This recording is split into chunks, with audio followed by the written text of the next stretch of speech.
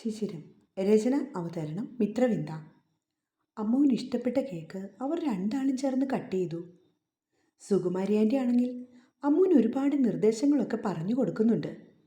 ഓരോ മാസത്തിലും ശ്രദ്ധിക്കേണ്ട കാര്യങ്ങളെക്കുറിച്ച് ഒരു വലിയ ക്ലാസ് തന്നെയാണ് അവരെടുക്കുന്നത്. ഒരു വിദ്യാർത്ഥിനിയുടെ ലാഘവത്തോടെ അതെല്ലാം കേട്ടുകൊണ്ടിരിക്കുകയാണ് അമ്മു. ഇടയ്ക്ക് മോഹനങ്ങൾ വന്ന് ആൻറ്റിയെ വഴക്ക് പറഞ്ഞു. ഈ കുട്ടിക്ക് പ്രഗ്നൻസി സ്റ്റാർട്ട് ചെയ്തതേ ഉള്ളൂ, അപ്പോഴേക്കും ഡെലിവറിയുടെ വരെ കാര്യങ്ങൾ നീ എക്സ്പ്ലെയിൻ ചെയ്ത് കൊടുക്കണോ? അയാൾ ദേഷ്യപ്പെട്ടതും അവരുടെ നെറ്റി ചുളിഞ്ഞു. അതേ, ഇപ്പോഴത്തെ കുട്ടികൾക്ക് എല്ലാ കാര്യങ്ങളും നന്നായി അറിയാവുന്നതാണ്. എങ്കിലും മുതിർന്നവർ പറയുന്നതനുസരിച്ച് മുന്നോട്ട് പോയാലേ ഇവർക്കൊക്കെ തന്നെയാ അതിൻ്റെ ഗുണം. അമ്മു അനുസരണയുള്ള കുട്ടിയാ, അതുകൊണ്ടാ ഞാൻ ഇവളോട് ഇതെല്ലാം പറഞ്ഞു കൊടുക്കുന്നത്. ഇനി 10 മാസം മുൻപോട്ട് കിടക്കുമല്ലേ, ഈ ഒറ്റ രാത്രി കൊണ്ട് എല്ലാം പറഞ്ഞു തീർക്കണോ നിനക്ക്? നീ എഴുന്നേറ്റ് വന്നേ, നമുക്ക് വീട്ടിൽ പോകണ്ടേ? ഈ കുട്ടികൾ രണ്ടാളും ഹോസ്പിറ്റലിൽ നിന്ന് വന്ന പടിയാ. ഇത്തിരി നേരം അമ്മ എവിടെയെങ്കിലും ഒന്ന് കിടക്കട്ടെ. എങ്കിൽ പിന്നെ നാളെ കാണാമെന്ന് പറഞ്ഞ് ആൻറ്റി എഴുന്നേറ്റു. കൃതജ്ഞതയോടുകൂടി നകുലൻ അങ്കിളിനെ നോക്കി ഒന്ന് ചിരിച്ചു. അത് മനസ്സിലായതും അയാൾ അവൻ്റെ കവളിൽ ഒന്ന് തട്ടി. എന്നിട്ട് അമ്മുവിനോടും നകുലിനോടും യാത്ര പറഞ്ഞിറങ്ങി. ആൻറ്റി പറയുന്നതൊക്കെ അറിവുള്ള കാര്യങ്ങളായേട്ടാ. പിന്നെ നോൺ സ്റ്റോപ്പായിട്ട് ഇങ്ങനെ ചിലച്ചോണ്ടിരിക്കുമ്പോൾ നമുക്ക് ഭയങ്കര ഇറിറ്റേഷനാ. അവർ പോയ ശേഷം നകുലൻ വാതിലടിച്ച് കുറ്റിയിട്ട് തിരിഞ്ഞപ്പോൾ അമ്മു അവനെ നോക്കി പറഞ്ഞു. ഒക്കെ ശരിയാ, പക്ഷെ ഇതിത്തിരി കൂടുതലാ, പറയാണ്ടിരിക്കാൻ വയ്യ. അങ്കിളിനെ സമ്മതിക്കണം. എങ്ങനെ വെച്ചോണ്ടിരിക്കുന്നു? നകുലൻ തൻ്റെ ഷർട്ട് അഴിച്ചു മാറ്റിക്കൊണ്ട് അമ്മുവിൻ്റെ അടുത്തേക്ക് വന്നു. ആൻറ്റി പറഞ്ഞ എല്ലാ കാര്യങ്ങളും ഞാൻ അക്സെപ്റ്റ് ചെയ്തു, പക്ഷെ ഒന്നൊഴിച്ച് അതെന്തായാലും നടക്കില്ല. അതെന്താണെന്ന അർത്ഥത്തിൽ അവൻ അമ്മുവിനെ നോക്കി. ആൻറ്റി എന്നോട് പറയുവാ, ഞാൻ നാട്ടിലേക്ക് പോയിക്കോളാൻ, അമ്മായിയുടെ ഒപ്പം നിൽക്കാൻ. ഈ സമയത്തൊക്കെ അമ്മമാരുടെ സേവനം അത്യാവശ്യമാണെന്ന്. എന്നിട്ട് നീ എന്തു പറഞ്ഞു? ഞാനൊന്നും പറഞ്ഞില്ല, എല്ലാം മൂളി കേട്ടതേ ഉള്ളൂ. ആ, അവർ പറഞ്ഞത് കാര്യം കാണും എന്ന് കരുതി നീ ഇപ്പോൾ എവിടേക്കും പോകാൻ നിൽക്കണ്ട. ഏട്ടൻ അമ്മായിയോടൊന്നും പറയണേ, അമ്മായി എന്നെ നിർബന്ധിക്കുക അവിടേക്ക് പോരാൻ പറഞ്ഞോണ്ട്. നകുലേട്ടൻ പോയി കഴിഞ്ഞാൽ പിന്നെ ഞാൻ ഒറ്റയ്ക്കാണല്ലോന്ന്. എന്തായാലും നാളെ ഹോസ്പിറ്റലിൽ പോകണ്ടേ, പോയി വന്നിട്ട് തീരുമാനിക്കാം. റെസ്റ്റ് എന്തേലും വേണോ ആവോ? കുഴപ്പമൊന്നും ആവില്ല, എനിക്കാണെങ്കിൽ പേടിയായേട്ടാ. ഓ, തുടങ്ങി. വെറുതെ ഓരോന്ന് ചിന്തിച്ചു കൂട്ടാതമ്മോ, മര്യാദയ്ക്ക് എന്തെങ്കിലും കഴിച്ച് കിടക്കാൻ നോക്ക്. ഛർദിയൊക്കെ കാണുമോ ആവോ? ആദ്യത്തെ 3 മാസം ഏറെ ശ്രദ്ധിക്കണമെന്നാ ആൻറ്റി പറഞ്ഞത്. ഛർദിക്കാൻ തോന്നിയാൽ ഛർദിക്കണം, അത്രേ ഉള്ളൂ, അല്ലാണ്ട് പിടിച്ചു വെക്കാൻ പറ്റുമോടി? നീ വന്നേ, എനിക്ക് വിശക്കുന്നു, എന്തേലും കഴിക്കണ്ടേ? അവൻ വീണ്ടും പറഞ്ഞപ്പോൾ അമ്മു എഴുന്നേറ്റു. എന്നിട്ട് അടുക്കളയിലേക്ക് പോയി. അമ്മുവിൻ്റെ ആലോചനയോടെയുള്ള ഇരിപ്പ് കാണുമ്പോൾ നകുലന് ചിരി വന്നു. എന്താടി പെണ്ണെ, നീ എന്താ ഇങ്ങനെ ടെൻഷൻ അടിക്കുന്നേ? എനിക്കറിയില്ല നകുലേട്ടാ, കുഞ്ഞിന് ആപത്തൊന്നും ഉണ്ടാവില്ല എന്നൊരു പ്രാർത്ഥനയേ ഉള്ളൂ. കുഞ്ഞിനൊരു കുഴപ്പവും ഇല്ല പെണ്ണെ, നീ വേണ്ടാത്തതൊന്നും ആലോചിച്ച് ഭാവിയെ കൂടി ടെൻഷനാക്കല്ലേ. ഈ ടൈമിലൊക്കെ അമ്മയുടെ ചിന്തകളും വികാരവിചാരങ്ങളും ഒക്കെ കുഞ്ഞിനെ ബാധിക്കുന്നതാ, അതറിയില്ലേ നിനക്ക്? അറിയാം നകുലേട്ടാ. ആ, അറിയാമെങ്കിൽ എന്നതെങ്കിലും കഴിച്ച് കിടന്നുറങ്ങാൻ നോക്ക്. നാളെ കാലത്തെ ഹോസ്പിറ്റലിൽ പോകണ്ടേ? ഒരു തരത്തിൽ ഇത്തിരി നുള്ളിപ്പെറുക്കി ഇരുന്ന് കഴിച്ചിട്ട് അമ്മു എഴുന്നേറ്റു. അന്ന് രാത്രിയിൽ അവനോട് ചേർന്ന് കിടന്നപ്പോൾ അമ്മുവിനാണെങ്കിൽ ഉറക്കം പോലും വരുന്നില്ല. വെറുതെ അവൻ്റെ നെഞ്ചിലെ രോമത്തിൽ അവളുടെ ചൂണ്ടുവിരൽ കൊണ്ട് കളം വരച്ച് കിടക്കുകയാണ്. നകുലേട്ടൻ ഉറങ്ങിയോ? കുറച്ചു കഴിഞ്ഞ് അവൾ ചോദിച്ചു. ഉറങ്ങിയില്ലെങ്കിലും നകുലൻ അനങ്ങാതെ കിടന്നു. എന്നതെങ്കിലും മിണ്ടിപ്പോയാൽ പിന്നെ നോക്കണ്ടെന്ന് അവനറിയാം. അതുകൊണ്ട് മൗനം പാലിച്ച് കിടന്നു. രാവിലെ അമ്മു എഴുന്നേറ്റപ്പോൾ അരികിൽ നകുലൻ ഇല്ലായിരുന്നു. പെട്ടെന്ന് അവളുടെ വലം കൈ തൻ്റെ വയറിൽ വന്ന് പൊതിഞ്ഞു പിടിച്ചു. കുഞ്ഞു, അമ്മയുടെ മുത്തേ. മെല്ലെ വയറിൽ തലോടിക്കൊണ്ട് അവൾ ഇത്തിരി നേരം കിടന്നു. എന്നിട്ട് എഴുന്നേറ്റ് വാഷ്റൂമിലേക്ക് പോയി. ഫ്രഷായി അടുക്കളയിൽ വന്നപ്പോൾ ദോശയും ചമ്മന്തിയും ഒക്കെ നകുലൻ റെഡിയാക്കി വെച്ചിട്ടുണ്ട്. ആ, ഗുഡ് മോർണിംഗ്. ഇന്നെന്തേ എൻ്റെ പൊണ്ടാട്ടി വൈകിയേ? കളിയോട് ചോദിച്ചുകൊണ്ട് നകുലൻ അവൾക്കായി ഇത്തിരി കട്ടൻ ചായ തിളപ്പിക്കാൻ വെച്ചു. ലേറ്റായിട്ട് ഉറങ്ങിയേ, അതാ നകുലേട്ടാ വൈകിയത്. അവിടെ കിടന്നിരുന്ന ഒരു കസേരയിലേക്ക് വന്ന് അമ്മു ഇരുന്നു. അമ്മക്കുട്ടിയുടെ ഉറക്കമൊക്കെ പോയല്ലോടാ വാവേ. ഇവളിങ്ങനെ തുടങ്ങിയാൽ എന്തോ ചെയ്യൂലേ? അവൻ്റെ പറച്ചിൽ കേട്ട് അമ്മു പുഞ്ചിരിച്ചു. അച്ഛൻ നേരത്തെ കിടന്നുറങ്ങും കേട്ടോ. അതുപോലെ വാവേ ഇറങ്ങിക്കോളുന്നേ. നമ്മൾ രണ്ടുമല്ലേ കൂട്ട്. അവൾക്ക് കട്ടൻ ചായ കൊണ്ടുവന്ന് കൊടുത്തിട്ട് നകുലൻ ഗൗരവത്തിൽ പറഞ്ഞു നിർത്തി. അപ്പോഴേക്കും അമ്മുവിൻ്റെ ഫോൺ ശബ്ദിച്ചു. അമ്മായി ആവും, ഇപ്പോൾ വരാമേ. അവൾ എഴുന്നേറ്റ് പോകാൻ തുടങ്ങിയപ്പോൾ നകുലൻ അവളെ വിലക്കി. നീ ഇരുന്ന് കാപ്പി കുടിക്ക്, അമ്മയോട് ഞാൻ സംസാരിച്ചോളാം. അവൻ ഹോളിലേക്ക് പോയി കോൾ അറ്റൻഡ് ചെയ്തു. ഹലോ അമ്മേ. ആ, അവൾ കുളിക്കുക. എന്താ അമ്മേ?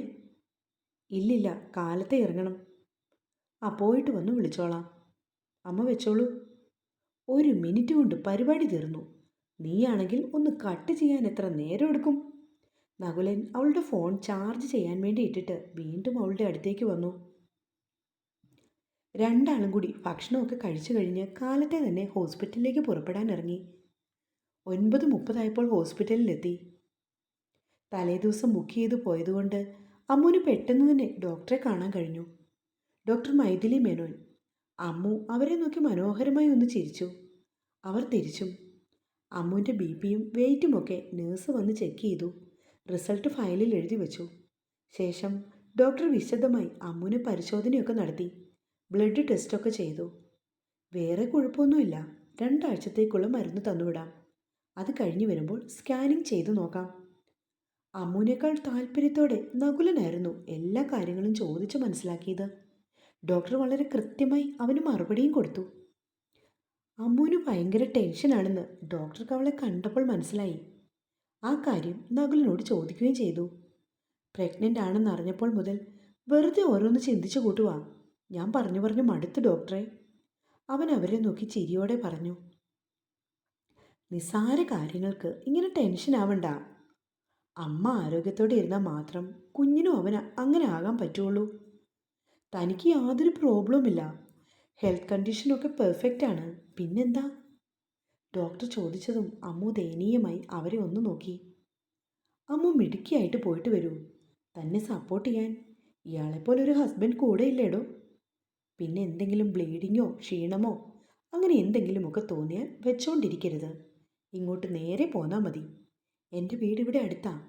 എന്ത് എമർജൻസി ആണേലും ഇവിടുന്ന് വിളിക്കുമ്പോൾ ഞാൻ ഓടി വരും. വളരെ സ്നേഹത്തോടെയായിരുന്നു ആ ഡോക്ടറുടെ സംസാരവും പെരുമാറ്റവും ഒക്കെ. ഹോസ്പിറ്റലിൽ നിന്ന് ഇറങ്ങുമ്പോൾ അമ്മുവിന് അത്യാവശ്യം ധൈര്യമൊക്കെ ആയിരുന്നു. അത് അവളുടെ മുഖം കണ്ടപ്പോൾ നകുലിന് മനസ്സിലായി. കാറിൽ കയറിയ ശേഷം അവൾ ബിന്ദുവിനെ ഫോണിൽ വിളിച്ചു. അവരോട് കാര്യങ്ങളൊക്കെ സംസാരിച്ചു. ഇനിയിപ്പോൾ സ്കാനിങ് കഴിയാതെ ഇങ്ങോട്ട് വരാൻ പറ്റില്ലല്ലോ അല്ലേ മോളെ? 2 ആഴ്ച കഴിഞ്ഞ് വരാനാ അമ്മായി ഡോക്ടർ പറഞ്ഞത്. യാത്ര കുഴപ്പമുണ്ടോ? നീ ചോദിച്ചിരുന്നോ? ആ, ചോദിച്ചു. എന്തായാലും തുടക്കമല്ലേ, ശ്രദ്ധിക്കാൻ പറഞ്ഞു. എന്നാ പിന്നെ ഉടനെ ഒന്നും പോരണ്ട.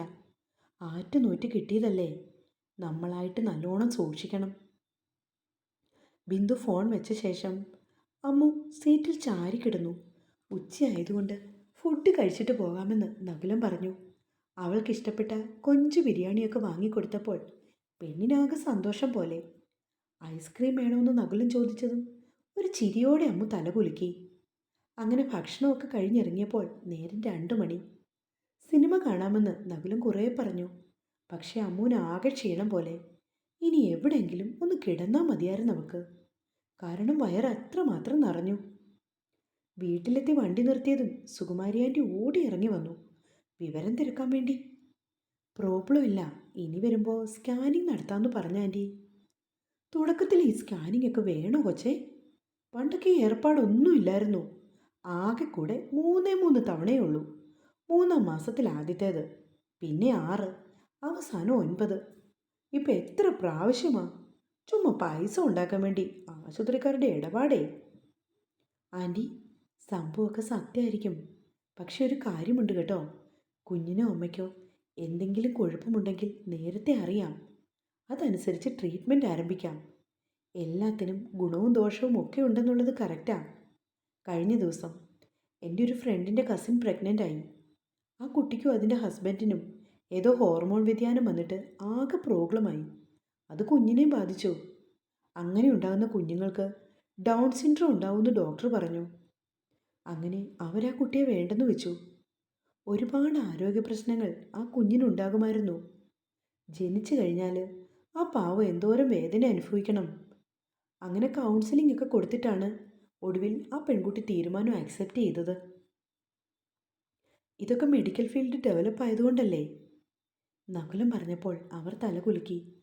അതും ശരിയാ മോനെ, പണ്ടത്തെ പോലെ അല്ലല്ലോ, പുതിയ ജനറേഷൻ അല്ലേ, ഒരുപാട് മാറ്റങ്ങളാണ് ഓരോ ദിവസവും ചെല്ലും തോറും.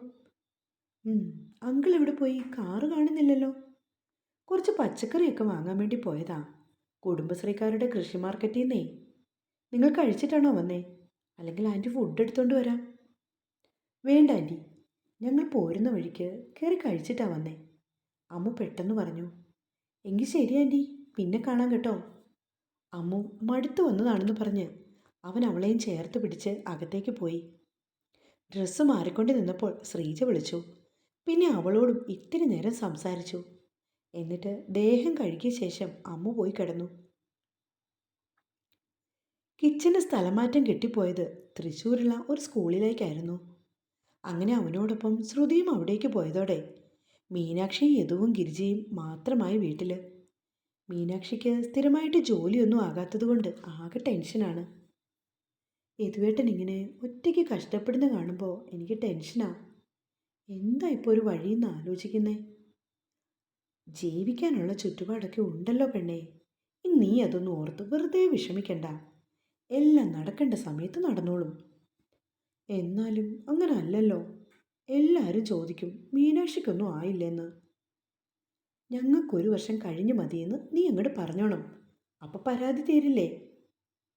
അതല്ല മനുഷ്യ, ജോലിയുടെ കാര്യാ. അവൻ്റെ നെഞ്ചിലൊരു കുത്തു കൊടുത്തു. ആ മേടിക്കും നീയും. ഇത് മീനാക്ഷിയുടെ ചൂണ്ടുവിരൽ അല്പം ബലത്തിൽ പിടിച്ചുകൊണ്ട് അതിലൊരു കടി വെച്ച് കൊടുത്തു. തുടരും. കഥ ഇഷ്ടമാണെങ്കിൽ നിങ്ങൾ ലൈക്ക് തരണം കേട്ടോ.